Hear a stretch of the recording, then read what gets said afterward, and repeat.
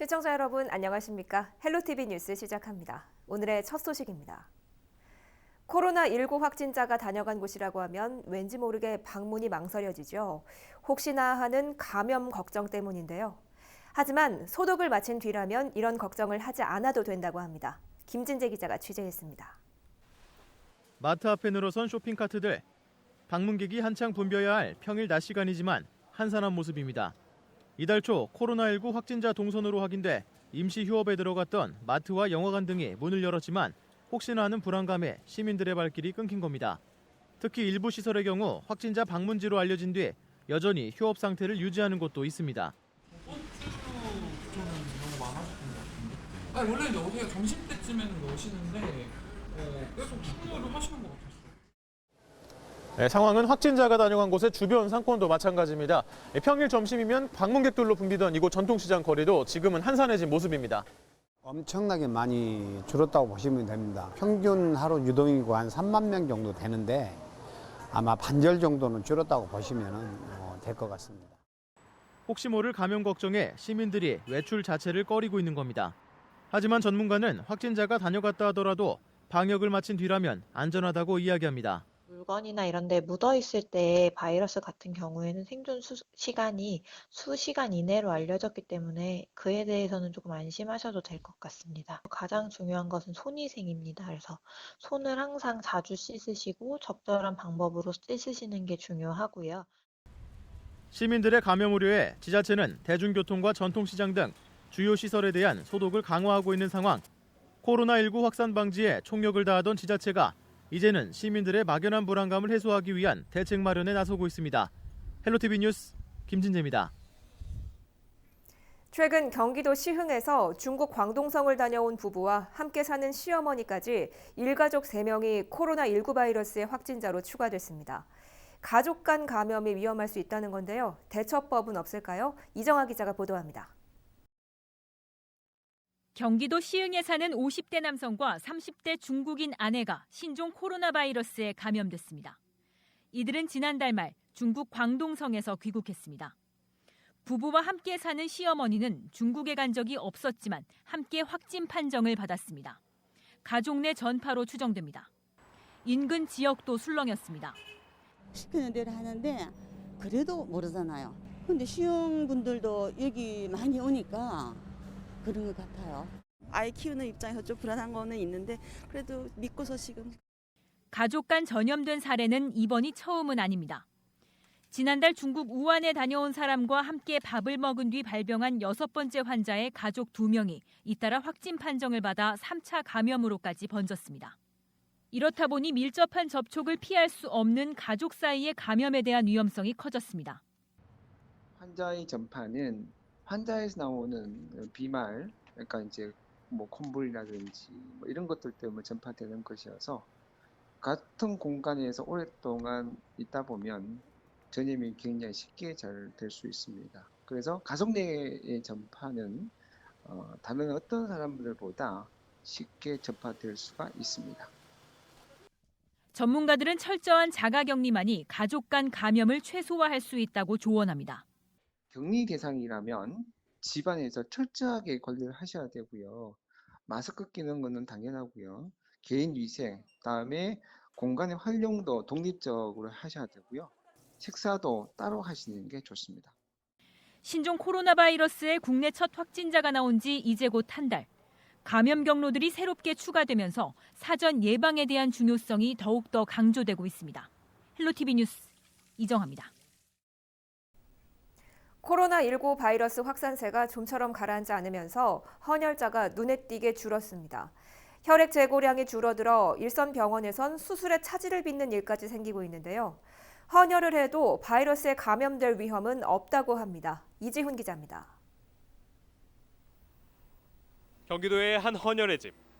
평소엔 하루 평균 50여 명이 찾던 곳이지만 지금은 침대 대부분이 비어있을 정도로 한산합니다. 신종 코로나 바이러스 감염 우려 때문에 헌혈을 피하는 겁니다. 올해도 오셔가지고 코로나 바이러스 요즘 유행인데 헌혈이랑 괜찮냐 상관없냐라고 물어보시는데요. 저희도 지금 직원들뿐만 아니라 헌혈자분도 열 체크를 하고. 실제로 국내에서 신종 코로나 바이러스 첫 확진자가 발생한 이후 헌혈 실적은 작년 같은 기간과 비교해 2만 8천여 건 줄었습니다. 특히 단체 헌혈객 취소 건수가 급증하면서 타격이 컸습니다. 이렇다 보니 병원에 혈액을 공급하는 혈액원에 비상이 걸렸습니다. 혈액 재고량이 보통 5일분 이상 확보되어야 하는데 최근 일주일만 놓고 봐도 4일치 이상의 혈액이 확보된 날은 하루도 없었습니다. 각 지역에서 헌혈로 수급한 혈액을 모아둔 냉장실입니다. 평상시엔 이 선반에 혈액 박스가 가득 찼는데 지금은 보시는 것처럼 이렇게 거의 비어 있습니다. 혈액이 제때 공급되지 않아 일선 병원에선 수술을 미루는 사태까지 발생하고 있습니다.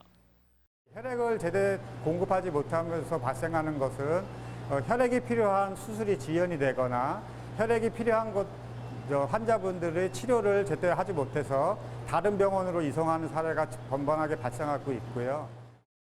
대한적십자사는 헌혈 중 감염의 위험은 없다며 헌혈에 동참해 줄 것을 호소하고 있습니다.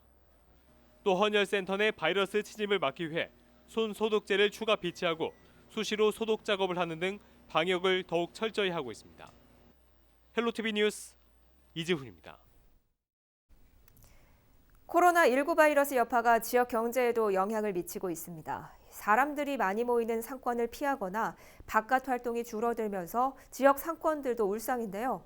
지역사회 내 정확한 피해 상황은 아직 집계 중이지만 지자체 차원에서도 대책 마련에 고심하고 있습니다. 우리 지역은 특히 중소기업들이 몰려있는 곳이 많은데요. 김포 지역의 상황 알아보겠습니다. 이세진 기자와 이야기 나눠봤는데요. 다시 한번 보고 오시죠. 신종 코로나 바이러스 여파가 지역 경제에도 영향을 미치고 있습니다. 사람들이 많이 모이는 상권을 피하거나 바깥 활동이 줄어들면서 지역 상권들도 울상인데요. 지역사회 내 정확한 피해 상황은 아직 집계 중이지만 지자체 차원에서도 대책 마련에 고심하고 있습니다. 우리 지역은 특히 중소기업들이 몰려있는 곳이 많은데요. 오늘은 김포 지역 상황 짚어보겠습니다. 스튜디오에 이세진 기자 나와 있습니다. 네, 이 기자, 김포시가 11일 언론 브리핑을 통해서 신종 코로나 바이러스 확산으로 피해 입은 지역 기업들에 대한 지원 대책을 내놨습니다. 네. 지자체 차원의 대책, 눈여겨볼 만한 것들이 뭐가 있었나요? 네, 일단 도내 다른 지자체들과 마찬가지로 김포시 역시 신종 코로나 바이러스에 대응해 경제 TF를 구성을 해서 운영을 하고 있습니다. 중소기업에서 피해가 확인이 되면 김포시는 융자 지원에 나설 계획인데요. 기존에 대출받은 기업은 만기를 연장을 해주고 신규 업체는 이자 차액을 보존해주는 형태로 지원 혜택을 늘릴 예정입니다. 또 확진자나 격리자 또는 확진자가 방문을 해서 휴업한 자영업자 등 직간접적으로 피해를 본 시민들의 지방세도 면제를 감면을 해주기로 했습니다. 네. 또 뭐 직접 감면이 아니더라도 납부 기한을 연장해주거나 징수를 미뤄주기도 하고요. 다만 이런 혜택을 받기 위해서는 김포시에서 운영하고 있는 중소기업, 소상공인 피해 상담센터에 신고를 하는 게 중요합니다. 현재까지 김포시 피해 상담센터에 접수된 중소기업 피해 신고 건수는 없는 것으로 파악이 되고 있는데요. 이재국 김포시 경제국장의 이야기 한번 들어보시죠. 김포 상공회의소와 협의를 통해서 지금 중소기업 피해 사례를 조사를 하고 있습니다. 그래서 어제 저희가 그 표본 조사를 일단 실시를 했습니다. 5개 수출업체에 대해서. 그래서 피해 상황은 없었고요. 소상공인에 대한 상담은 지금 계속 지속적으로 상담이 되고 있습니다. 그래서 그 피해에 대해서는 저희가 신용보증재단의 특례 보증이라든지 운전자금 지원에 대해서 안내를 하고 있고요. 네, 아직 정확한 피해 상황을 집계 중이고 정확한 피해 사례가 확인되지 않은 상황에서 이렇게 지자체가 대책을 서둘러 발표한 이유가 궁금한데요. 아무래도 지역 경제가 그만큼 위축되고 있기 때문일까요? 네, 신종 코로나 바이러스 여파로 지역 경제에서 어떤 타격을 입었는지는 사실 아직까지 집계 그 단계에 머물고 있는 상태입니다. 중소기업들의 피해 같은 경우에는 앞서 이제 전해드렸다시피 신고에 의존을 하고 있다 보니 아직까지 정확한 수치를 알 수 없는 상황인데요. 다만 김포시의 경우 지역 내 자리를 잡은 기업이 6,600곳이 넘습니다. 도내에서는 세 번째로 기업이 많은 곳이기도 한데요. 네. 이들 대부분이 이제 피해가 있을 경우 지원이 절실한 중소기업들이기 때문에 이런 부분을 의식하고 김포시에서 선제적으로 발표를 한 게 아닐까 싶고요. 또 한편으로는 중소기업들과 달리 지역 상권에서는 업종에 따라서 매출 감소를 또 체감을 하고 있기 때문이기도 합니다. 김포시는 수요 예측 조사를 통해서 지역 내 식품 적객업소는 평균 30% 이상 매출 감소가 이뤄진 것으로 보고 있습니다. 다만 피자나 치킨처럼 배달 음식점인 경우에는 오히려 매출이 소폭 늘어난 것으로 봤는데요. 또 숙박업소나 미용업소, 특히 목욕업소 같은 경우에는 매출 감소가 극대화되고 있는 것으로 파악을 했습니다. 정화영 김포시장의 이야기로 한번 들어보시죠. 외국인 투숙객이 많았던 대형업소는 예약 취소가 되고 자기들이 판단할 때 이런 예약 취소에서 약 한 30%가 매출이 감소하고 있는 상황 정도 되겠다라는 것이 당장 대형 숙박업소들에서 전해져 오는 얘기고요. 그리고 목욕업 같은 경우에 목욕업에 종사하시는 그 사장님들 같은 경우에 당장 절반은 줄어든 것 같다라고 하는 이런 좀 말씀들을 해주시니까 이런 것들을 계속 저희들이 데이터로 잡아 나가면서 실제로 지역의 소상공인과 자영업자들의 피해들이 이것이 어떻게 네, 이런 상황이 계속된다면 지역 경제 전반이 위축될 수 있을 텐데요. 이에 대한 대책은 없었나요? 네, 그렇기 때문에 김포시는 지역 화폐를 일시적으로 확대 발행하기로 했는데요. 2월에서 4월 동안은 지역 화폐 할인율을 기존 6%에서 10%로 올려서 지역사회는 소비 촉진에 나서기로 했습니다. 네. 다만 시행일은 아직 공식적으로 정해지진 않았고 이후에 발표할 예정이고요. 이와 더불어서 지방 예산은 리스크를 막기 위해서 서둘러 집행을 하기로 했는데요. 상반기 내 62% 집행을 목표로 삼고 있습니다. 또 문화나 관광업계, 식품업계 등 신종 코로나 바이러스 피해 업종을 중심으로 채용 행사도 늘리기로 했습니다. 네, 알겠습니다. 아무쪼록 이번 사태가 빨리 마무리돼서 지역 소상공인들의 피해가 최소화될 수 있기를 바라겠습니다. 지금까지 이세진 기자와 이야기 나눠봤습니다. 이 기자 수고하셨습니다.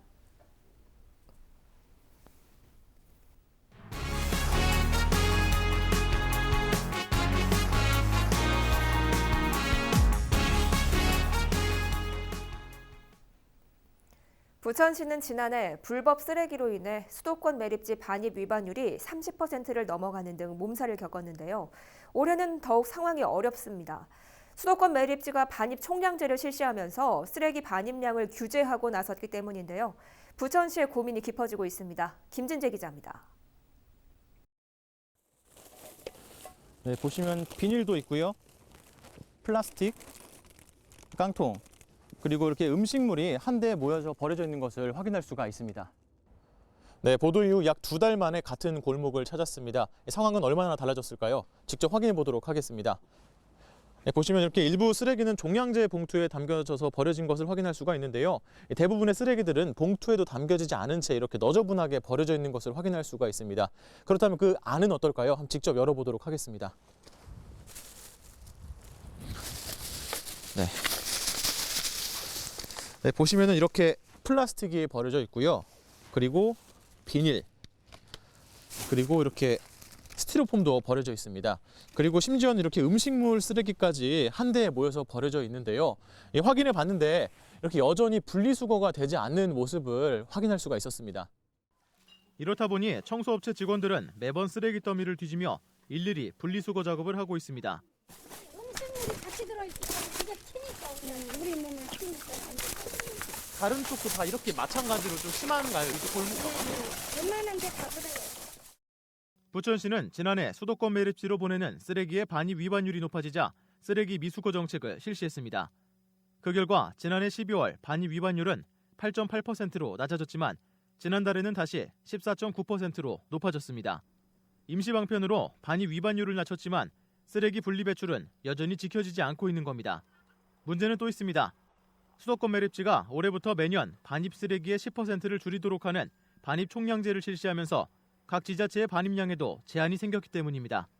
이를 지키지 못하면 다음 해에 쓰레기 반입이 5일간 중단되고 초가분 쓰레기에 대해서는 2배의 반입 수수료를 물게 됩니다.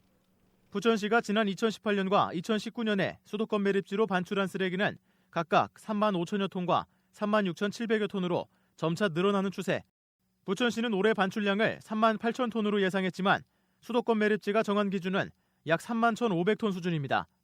그러니까 올해 반출 쓰레기를 예상보다 6,400톤가량 줄여야 하는 겁니다. 쓰레기를 줄이지 못할 경우 반입 중단으로 인해 쓰레기 수거 자체가 어려워질 수도 있는 상황. 부천시는 시민들의 인식 변화를 위해 우선 동영상과 카드 뉴스 등을 통한 홍보에 나설 계획입니다. 시민들이 조금 좀 쓰레기를 좀 감량화하는 부분들이 가장 중요한 부분이거든요. 재활용 쓰레기하고 일반 쓰레기하고 혼합해서 배출을 하다 보면은 이게 일반 쓰레기화 되거든요. 그랬을 때 이 부분들을 가장 올바르게 재활용품은 재활용대로 일반 쓰레기는 종량제부대에 담아서 배출할 수 있도록 하는 부분들이고 홍보를 좀 강화해 보려고 생각을 하고 있습니다. 지난해 불법 쓰레기로 골머리를 앓아온 부천시. 설상가상으로 올해 반입 총량제까지 실시되면서 부천시는 쓰레기의 양과 질 모두를 잡아야 하는 상황에 놓였습니다. 헬로티비 뉴스 김진재입니다. 인천 계양 지역에서 광역 폐기물 소각장 설치에 대한 지역민들의 반대가 날로 거세지고 있는데요.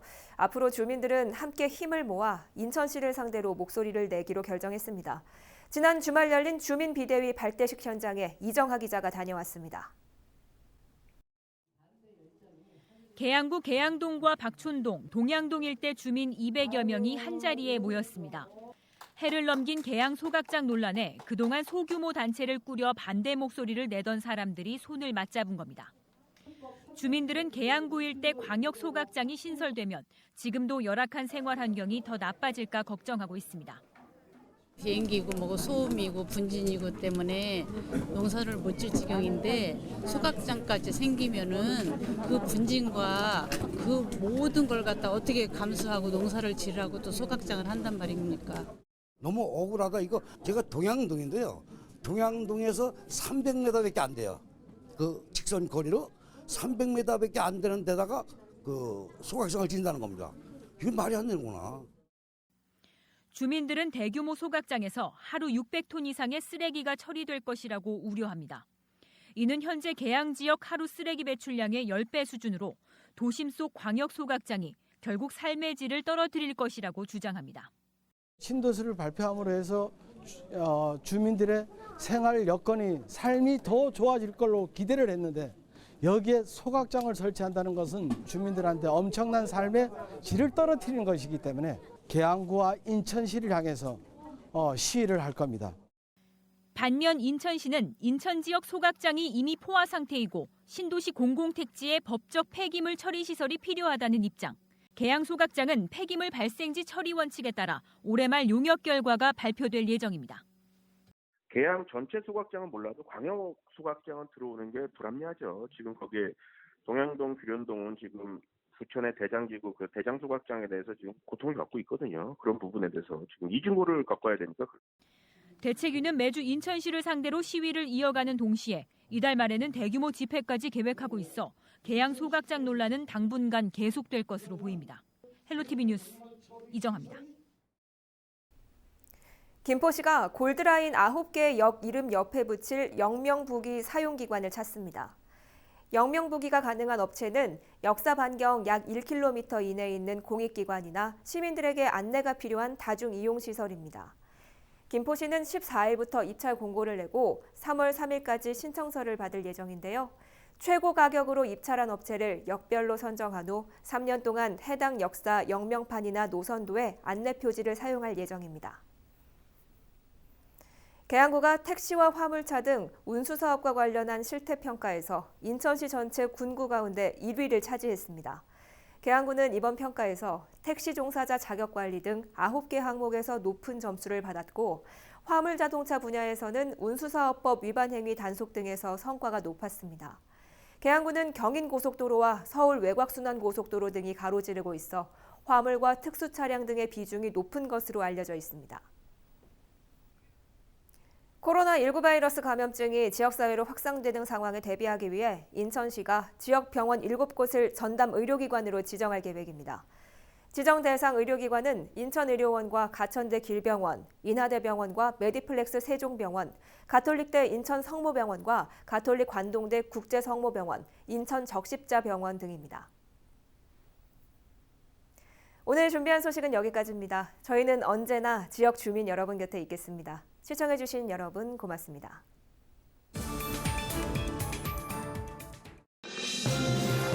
우리 지역의 이슈 콕 짚어봅니다. 헬로 이슈 토크. 지역의 이슈를 속 시원히 풀어보는 헬로 이슈 토크입니다. 최근 보수 대통합이 본격 시동을 걸고 있는 가운데 지난 6일 자유한국당이 총선 공천 신청자 명단을 발표하면서 부평 총선에 미묘한 파장이 일고 있습니다. 가장 눈길을 모으고 있는 곳은 부평갑인데요. 바른미래당을 탈당한 문병우 최고위원이 보수 대통합에 합류하면서 더욱 관심이 쏠리고 있습니다. 지난 20대 총선에서 23표 차이로 현 자유한국당 정유섭 의원에게 자리를 내줬는데요. 과연 야권 통합의 기치 아래 어떤 합종 연횡이 일어날지 부평의 총선 판세 짚어보겠습니다. 반갑습니다. 네, 부평갑과 을지역 모두 현역 의원이 후보자로 나설 것으로 알려져 있는데요. 자유한국당 정유섭 의원이 있는 부평갑은 같은 당내 도전자가 많은 반면에 더불어민주당 홍영표 의원의 지역구인 부평을은 민주당 내 도전자가 없는 상황입니다. 먼저 부평갑의 출마 의사를 밝힌 후보군들 어떻게 되나요? 네, 부평갑은 그 더불어민주당의 이성만 전 당협위원장이시죠. 그리고 부평구청장을 직전까지 두 번을 이제 연임하신 홍미영 전 청장님, 그리고 자유한국당은 이제 정유섭 현역 의원님이시고, 그 다음에 유재홍 전 인천시의원이 이제 도전장을 냈습니다. 그리고 가장 많은 그 후보를 등록한 이제 정당은 국가혁명배당금당에서 무려 7명을 예비 후보로 등록한 상태입니다. 부평을에는 그 자유한국당의 강창규 전 당협위원장님이 이제 등록하셨고, 18대 국회의원에 당선됐다가 선거법 위반으로 면직됐던 그 구본철 후보죠. 구본철 후보가 최근에 다시 자유한국당 입당해서 후보로 등록하셨고요.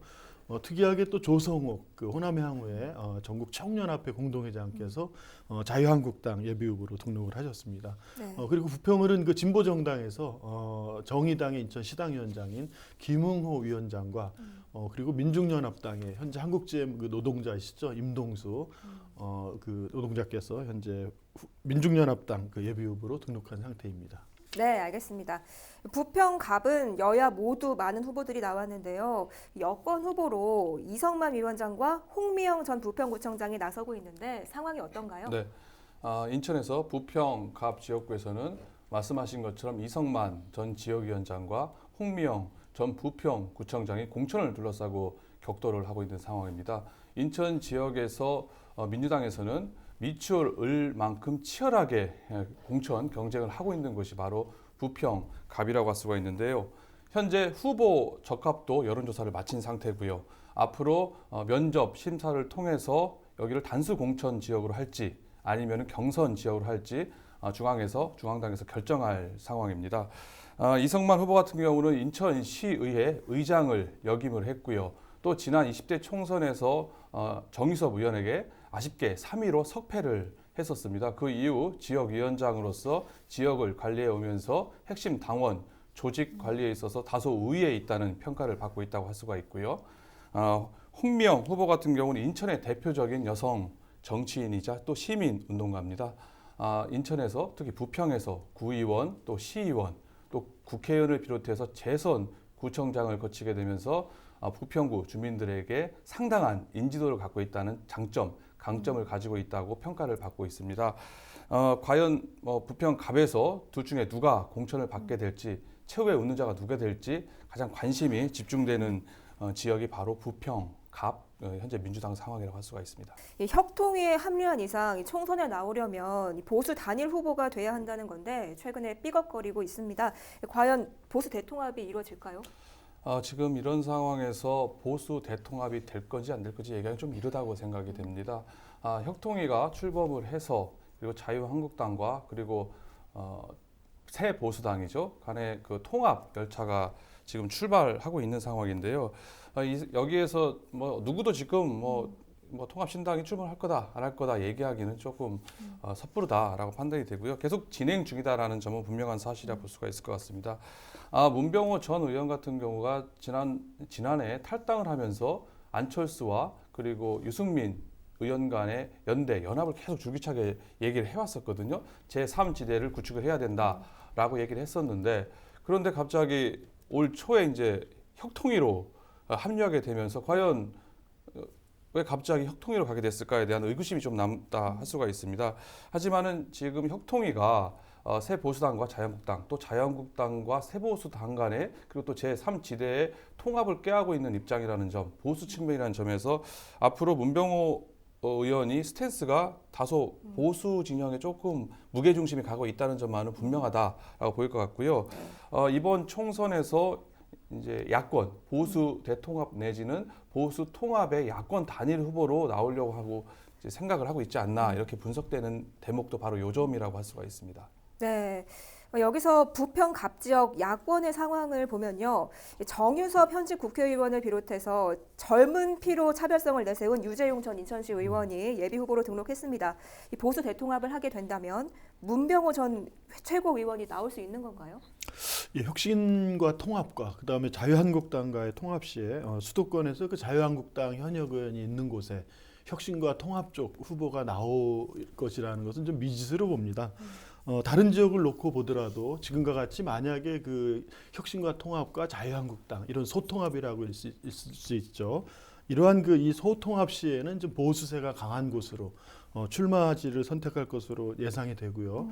만약에 안철수 신당 쪽과의 선거 연대까지 성사될 경우에는 문병호 전 의원께서는 전국적知名도가 있으시잖아요.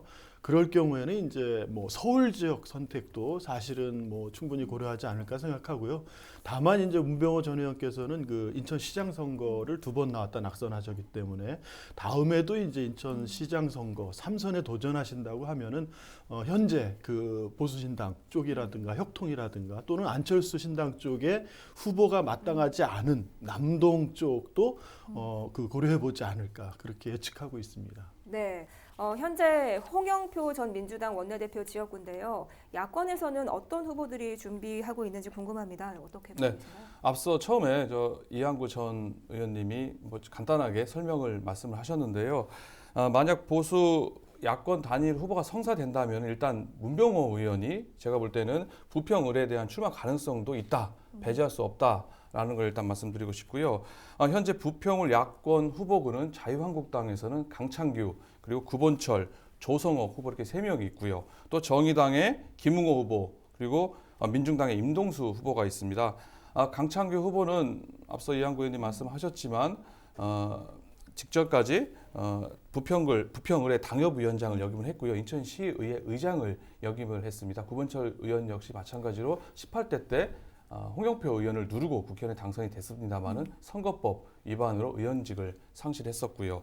또 김웅호 후보는 정의당 인천시당 위원장을 역임을 했고요. 지난 지방선거에서 정의당 인천시장 후보로 나갔던 나름 경쟁력 있는 후보로 정의당에서 비춰지고 있습니다. 이외에도 바른미래당 이현웅 전 위원장이 바른미래당을 탈당을 해서 안철수 신당에 합류해서 지금 활동을 하고 있는데요. 출마 여부는 조금 더 지켜봐야 될 것 같고요. 국가혁명배당금당에서 4명의 후보가 예비 후보 등록을 하고 있는 상황입니다. 부평에 있는 명신여고와 인천외고가 부평을 떠나 청라와 송도로 이전한다는 말이 돌면서 지역 학부모들이 크게 반발하고 나섰습니다. 시교육청은 학교 이전에 필요한 구체적인 추진 계획서는 제출된 바가 없다면서 선을 그었는데요. 지역 주민의 반발은 쉽게 가라앉지 않고 있습니다.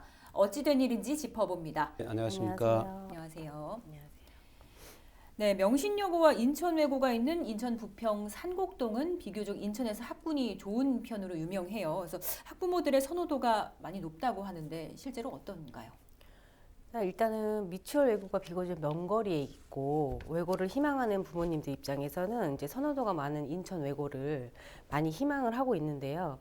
또한 또 명신여고를 제외한 여학생들이 갈 곳이 많이 없다 보니까 또 가까운 데 부평여고도 있고 하지만 거리상의 이유가 있다 보니 여고생들을 희망하는 그런 학생들이 너무 먼 거리에 있는 그 학교를 갈 수 없기 때문에 가까이 있는 학교들이 멀어지는 것에 대해서는 상당히 반발이 많고요. 또 상대적으로 학부모들이 많은 이제 그 지역으로서 가는 그걸 많이 원하고 있는데 갈 만한 여고가 부족해서 명신여고가 만약에 이전을 한다라고 하면 그것도 아주 문제가 될 거라고 생각이 듭니다. 임지윤 의원께서도 아시죠? 좀 학부모들의 반발이 현재 심하다는 것을. 네, 저는 문자를 보고 알았어요.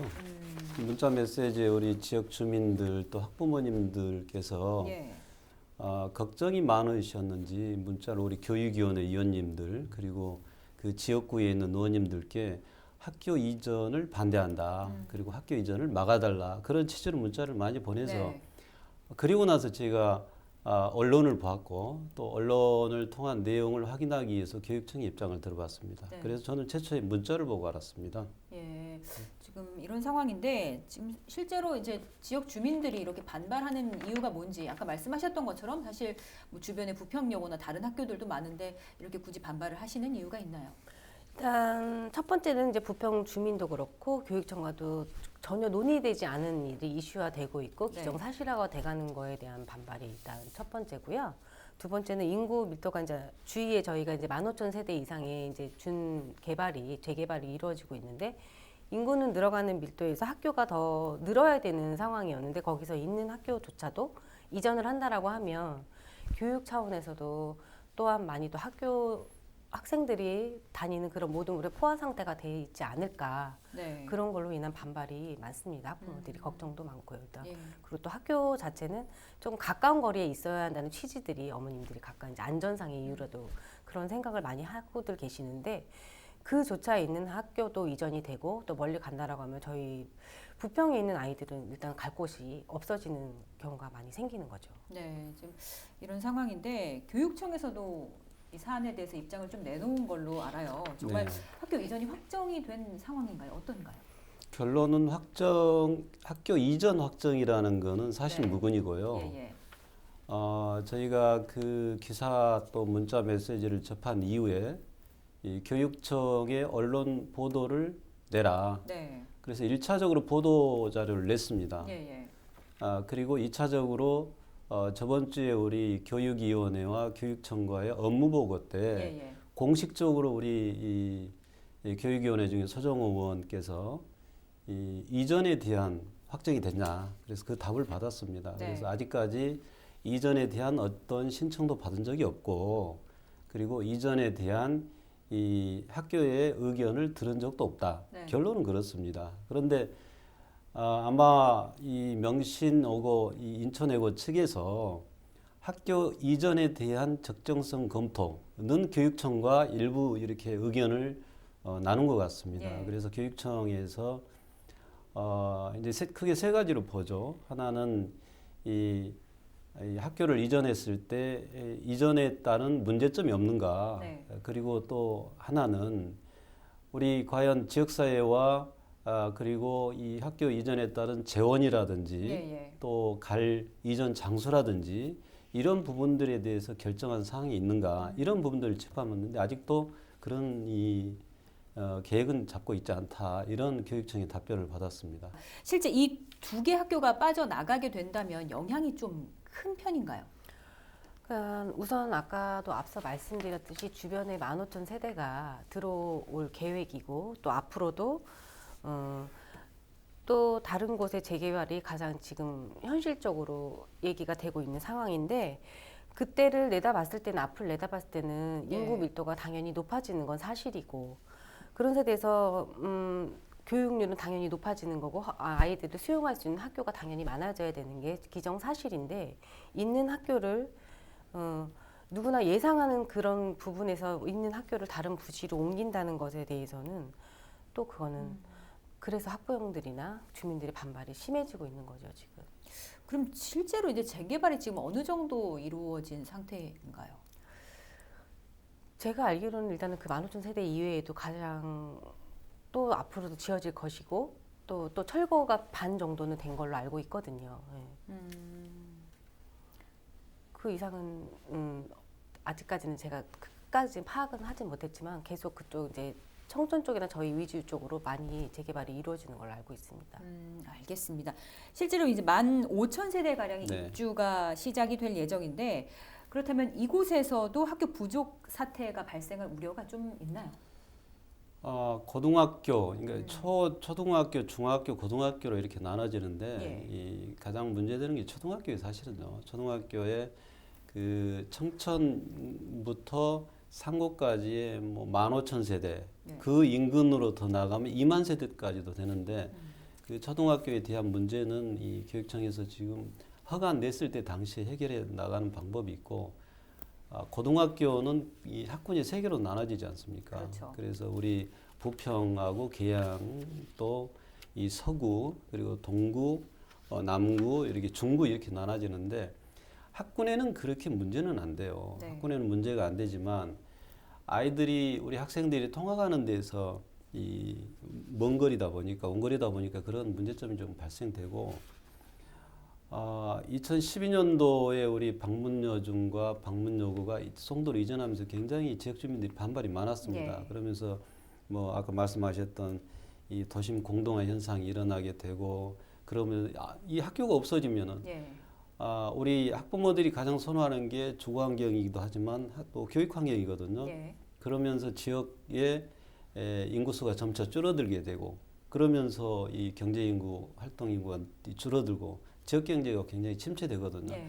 이런 계속 반복되는 이런 현상 때문에 이 온도심이 점차 이 침체되기 마련이죠. 예. 그렇기 때문에 우리 시에서도 늘 얘기하고 또 우리 교육청에서 얘기하는 원도심 균형 발전에 대한 기본은 바로 우리 교육 환경에 있다. 교육이 중심이 되거든요. 그런 면에서 봤을 때 이 세대 수에 맞춰서 적정한 학교는 꼭 필요하다 이렇게 보고 있습니다.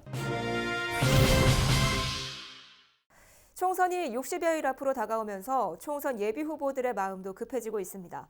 신종 코로나 바이러스 감염증으로 여느 때보다 차분한 분위기지만 물밑 경쟁은 치열한데요.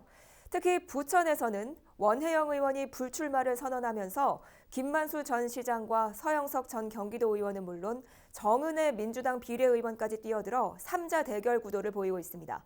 더욱 치열해진 오정 지역의 총선 상황 짚어봅니다. 안녕하세요. 네, 먼저 신종 코로나 바이러스 감염증으로 총선 분위기가 이전만큼 잘 나지 않고 있습니다.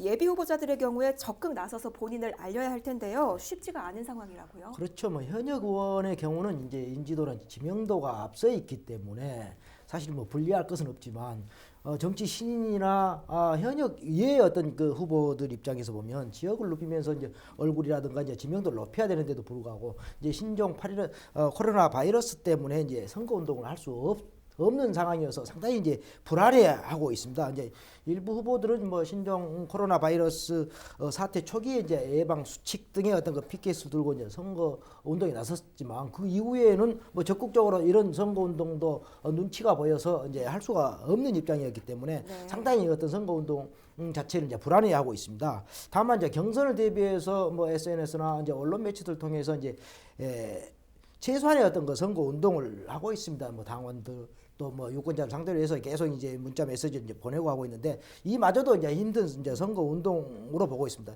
이제 이 같은 상황이 이제 장기화됐을 경우에 이제 현역 이외의 어떤 그 예비 후보들 입장에서 보면 상당히 신종 코로나 바이러스가 이제 자기들한테 불리하게 어떤 작용되지 않을까 노심초사하고 있는 것으로 보고 있습니다. 여야 모두 공천 준비로 분주한데요. 특히 부천 오정구의 경우 원혜영 의원이 불출마로 가장 뜨거운 선거구가 됐습니다. 여권의 후보가 3명으로 늘었는데요. 김만수 전 부천시장과 서영석 전 경기도 의원 외에 정은혜 현 국회의원이 뒤늦게 합류했다고요? 예. 예전에 이스토크에서 이제 오정 지역을 이제 전망하면서 이제 정은혜 국회의원 아니었죠. 이제 정은혜 씨의 어떤 그 변수가 있을 걸로 이제 전망했는데 사실 이제 뭐 이게 맞아 떨어진 건데요. 정은혜 이제 의원은 이제 1983년생으로 이제 38살입니다. 어릴 때부터 이제 부천 고강동에서 살았고 이제 아버지가 이제 개척교회 목사로서 지금 아버지는 미혼모 센터를 운영하는데 어떤 뭐 목회자로서 이제 소명을 다하고 있는 것으로 이제 알려지고 있습니다. 서울에서 고교를 졸업하고 부산에 있는 이제 신라대학을 이제 졸업했고 이제 연세대 이제 정치학과 대학원 또 하버드 대학 케네디 행정대학원 행정학과를 졸업을 했습니다. 그래서 자기가 이제 본인 스스로 이제 정치적 이제 꿈을 위해서 이렇게 이제 공부한 걸로 알려지고 있습니다. 2003년부터 이제 민주당 청년당원으로 활동했고 이제 19대 때 이제 민주통합당의 이제 비례대표 27번을 받았습니다. 뭐 당연히 뭐 떨어질 수밖에 없었고요. 이제 20대에 이제 더불어민주당 비례대표 16번을 받았는데 마침 이제 지난해 10월 이제 이수혁 15번 의원께서 이제 주민 대사로 이제 내정되면서 이제 승계가 돼가지고 이제 현재 지금 비례대표 의원으로 이제 활동하고 있습니다. 네. 여성 가족위원회 이제 소속이고요. 그 전에 이제 민주당 여성 리더십 센터 이제 부소장이라든가 이제 민주당 상근 부대변인을 역임하기도 했습니다. 네. 현직 비례대표 의원이 뛰어든 셈인데 이렇다 보니 사실상 전략 공천이냐는 말도 나오고 있습니다. 정인회 의원은 경선에 참여한다는 건지 아니면 제3의 인물이 전략 공천으로 올 가능성이 있다는 말인 건지 모르겠네요. 일부에서는 정은혜 의원이 오정 지역에 출마를 선언하니까 이제 윗선하고 이제 이야기 됐을 것으로 보고 이제 뭐 전략 공천을 기정사실로 이제 받아들여지는 이야기들이 많이 하고 있습니다. 심지어 이제 오정 지역에서는 뭐 당원들 사이에서 여성이고 이제 30대 청년이기 때문에 정 의원이 공천되지 않겠느냐라는 이제 전망도 이제 우세한데요. 출마 선언을 했다는 것 자체는 사실은 경선을 염두에 둔 것으로 이제 해석을 할 수 있고요. 이제 정 의원의 어떤 전략 공천이 쉽지는 않을 것이라는 전망도 상당히 이제 우세하고 있습니다. 네. 현재 이제 김만수 후보와 서영석 후보, 지정은의 이제 3자 이외에 제3의 인물이 전략 공천될 가능성도 전혀 배제는 할 수 없지만 전략 공천보다는 이들 3인의 어떤 그 경선 가능성이 높다고 이제 점쳐지고 있습니다. 실제 이제 원혜영 의원이 이제 불출마를 선언하면서 자신의 이제 정치 활동에 많은 도움을 줬었던 사람들의 감사와 고마움을 표시했는데 이들 중에 이제 뭐 김만수 시장도 포함될 거고 이제 서영석 후보도 이제 포함될 걸로 보고 있습니다.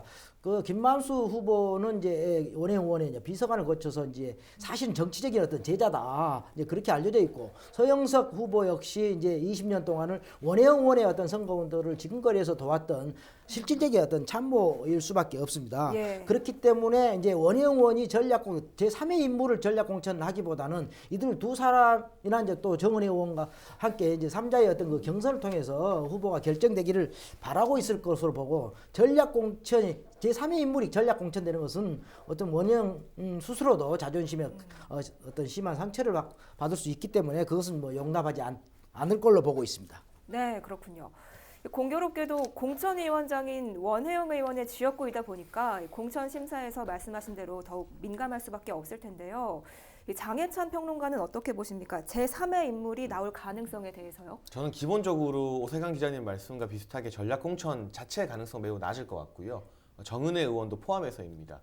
사실 공천관리위원장이 가장 많은 부담을 느끼는 게 전략 공천이나 단수 공천인데 그렇게 됐을 때 우리가 지난 지방선거에서도 추미애 대표실 찾아가서 이 단독 공천 때문에 경선을 못한 후보들이 난동을 피우고 항의하는 모습들 왕왕 봤었는데 굳이 그런 분란의 소지를 자신의 지역구에서 만들 이유가 있을까? 원혜영 의원 입장에서 생각해 봤을 때 하등 그럴 만한 이유가 없거든요. 뭐 김만수 전 시장이나 서영석 전 도의원 이런 분들이 경쟁력이 떨어지는 후보도 아니기 때문에 무난하게 경선을 통해서 후보가 선출될 것으로 보고 있고 어쨌든 지역 경선을 도입하게 된다면 전임 시장이었던 김만수 전 시장이 현재로서는 가장 유리한 고지에 서 있는 것이 아닌가 하는 생각이 듭니다. 따라서 이 지역구는 원혜영 위원장이 순리대로 내부 경선으로 풀어갈 가능성이 현재로서는 가장 높다고 보여집니다. 민주당의 경우에는 시스템 공천으로 공천 잡음이 없다는 것도 강점이 될 수 있는데요. 과연 오정 지역은 어떤 결과가 나올지 궁금합니다. 지금 여론조사 중인 걸로 아는데 언제쯤 윤곽이 나올까요?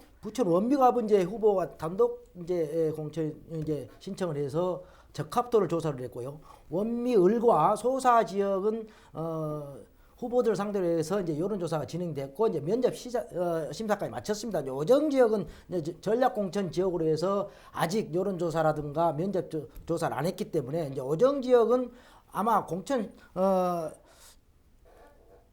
위원회에서 이제 어떤 의견을 수렴해서 공관위에 이제 올리면 공관위 원혜영 위원장이 최종적으로 이제 결정을 해서 경선할지 전략 공천할지는 이제 결정하겠지만 이마저도 이제 오정 지역 역시 아마 이제 경선 지역으로 이제 분류돼서 나중에 1차 경선 지역 후보 발표 때 이제 오정 지역도 이제 경선 지역으로 발표돼서 경선이 이루어질 걸로 예상을 하고 있거든요. 네. 지금 오정 선거구에서 자유한국당에서 단독 후보가 거론되고 있는데 이대로 확정이 되나요? 저 아까도 그렇지 않다는 말씀을 드렸고요. 사실 통합신당이 발족하게 되면 한국당 공천이 아니라 통합신당 공천을 넣는 후보들이 분명히 생길 것이다. 그리고 이 지도부에서도 새로운 인물에 대해서 고민을 거듭하게 될 것이기 때문에 통합신당이 드러나는 윤곽을 2월 말로 예상하고 있습니다. 정치권으로. 그렇다면 부천 지역 통합신당 공천이 확정되는 것은 빨라도 3월 초에서 3월 중순이 되어야만 후보들의 윤곽이 드러나지 않을까 싶습니다. 네, 시간 관계상 오늘 여기까지 듣도록 하겠습니다. 헬로 이슈토크 오늘은 여기까지입니다. 지금까지 오세광 경기일보 기자와